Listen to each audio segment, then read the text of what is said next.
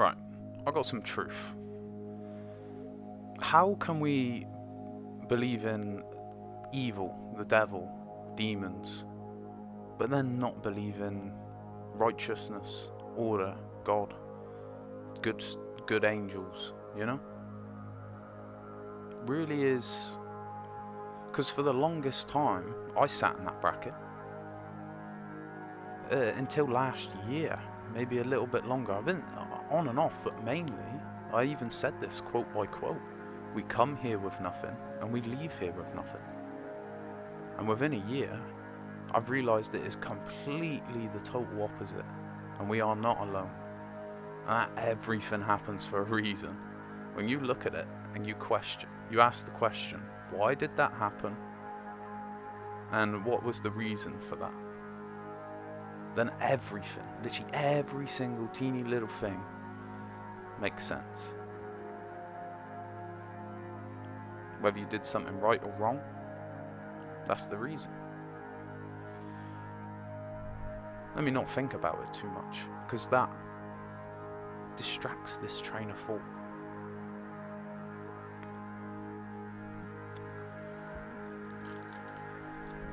You know, I'll keep it on topic. The quote. The devil runs the playground, but God owns the building. It's very apparent. It is very apparent. Because it seems like that.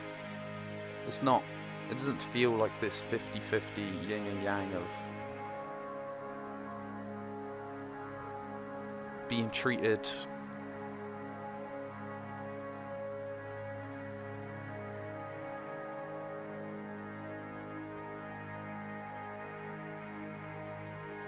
rightly, as everybody and everything should be deservedly treated, or exploited.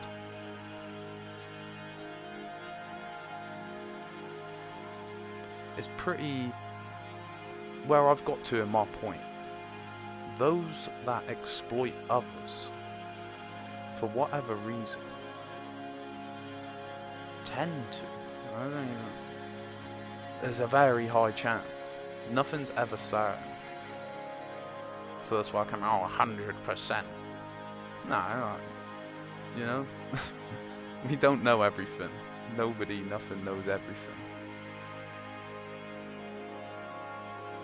There's too much. There's so much knowledge, so much information.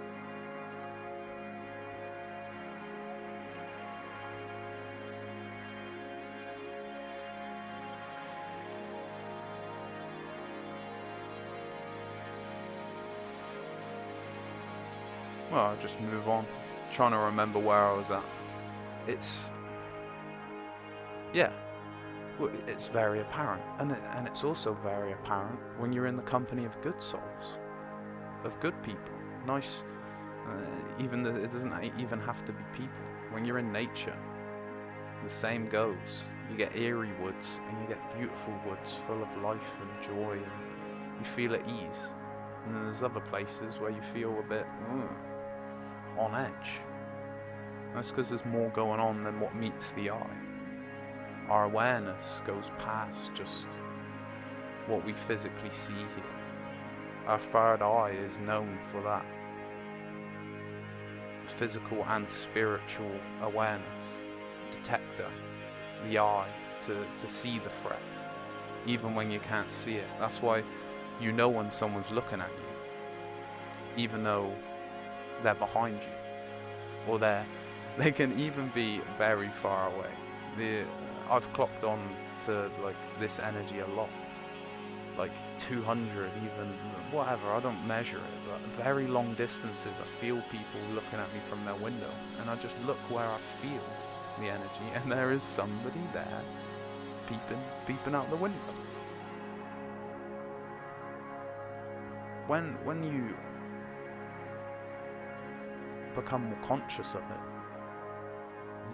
it, it stands out more. It's just like a red car. Now I've said that, you will see more red cars.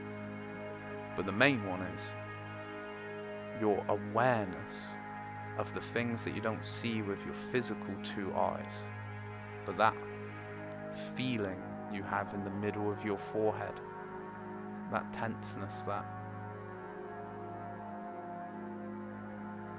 when you focus on it, it becomes apparent. When you're clean from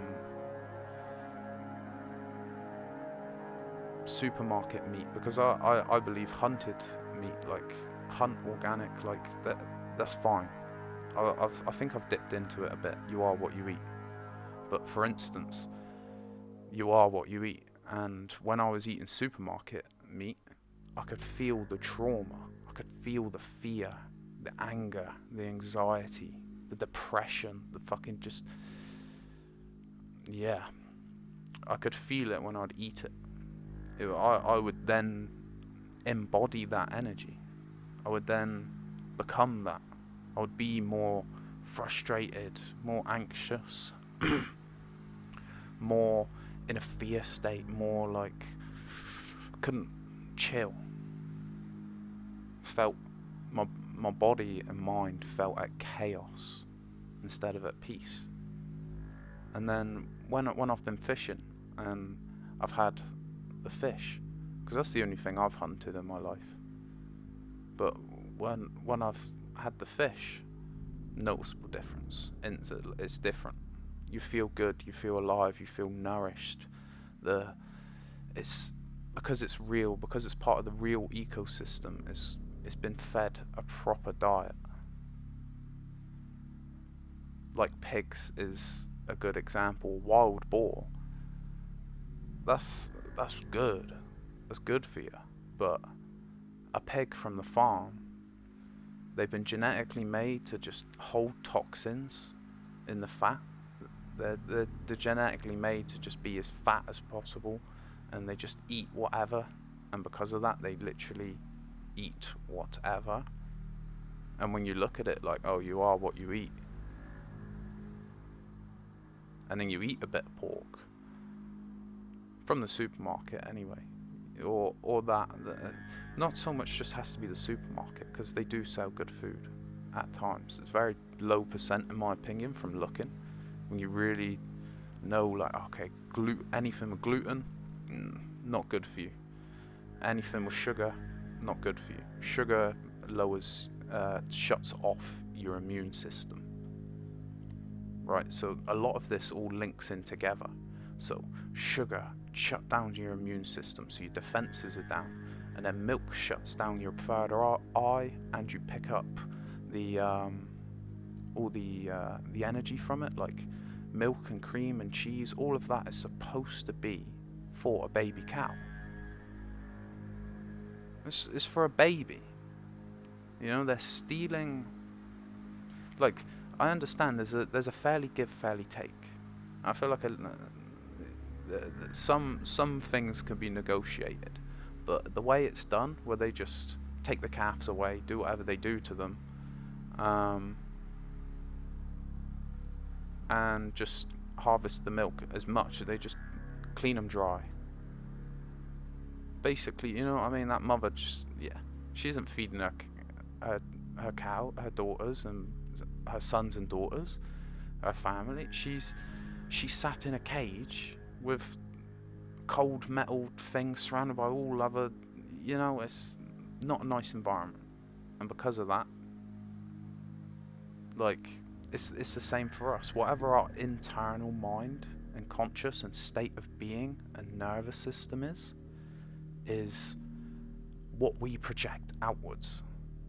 So if internally our mind is chaotic, we've got anxiety, fear, self-consciousness, silence and sensor issues, like not wanting to speak up or be yourself, having all these masks, these things, you wear them, you project them outwards subconsciously, because that's just the state of being, your function, like your body, your mind, that's just how you're operating.